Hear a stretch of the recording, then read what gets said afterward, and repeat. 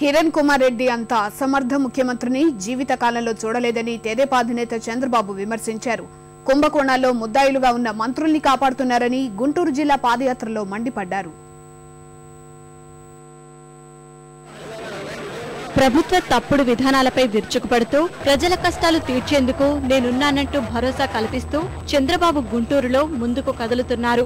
క్రైస్తవ ప్రార్థనలు, వేద పండితులు శుభాశీస్సులతో యాత్రను కొనసాగించారు. 50 మంది వైద్యులు చంద్రబాబుకు సంఘీభావంగా బాబుతో కలిసి అడుగులు వేశారు. అధికారంలోకి వస్తే 6 నెలల్లో నగరంలోని పేదలకు పట్టాలిచ్చి అందరికీ ఇళ్లు కట్టిస్తామని బాబు హామీ ఇచ్చారు.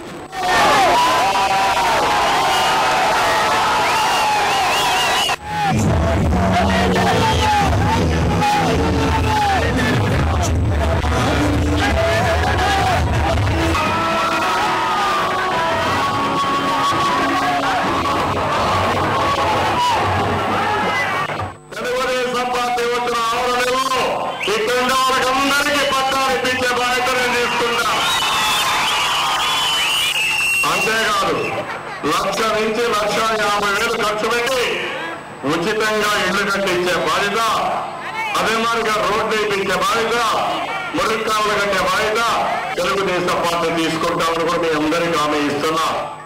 అవినీతి అక్రమాలతో విరాజిల్లుతున్న ముఖ్యమంత్రి కిరణ్ పాలన ప్రజలకు కష్టాలు మిగిల్చిందని మండిపడ్డారు. వాన్పిక్ భూముల కుంభకోణంలో ముద్దాయిగా ఉన్న మంత్రి ధర్మాన ప్రసాదరావు సహా తప్పుడు జీవోలు ఇచ్చిన మంత్రుల్ని సీఎం కాపాడుతున్నారని విమర్శించారు. ముఖ్యమంత్రి తన 2 సోదరుల్లో ఒకరిని హైదరాబాద్, మరొకరిని చిత్తూరులో ఉంచి వారితో వసూళ్లు చేయిస్తున్నారని ఆరోపించారు.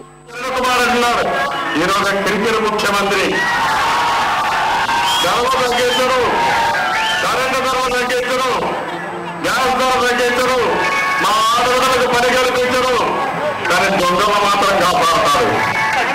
వీళ్ళిద్దరు తమ్ముళ్ళు పెట్టుకున్నారు, ఒక ఆయన చిత్తూరులో, ఒక ఆయన హైదరాబాద్ లో. మొత్తం వసూలు చేయడం 10%, దొంగ లక్షల ఖర్చు చేయడం 90% కూడా వేస్తున్నారు. ఆ పార్టీ పేరే జైలు పార్టీ.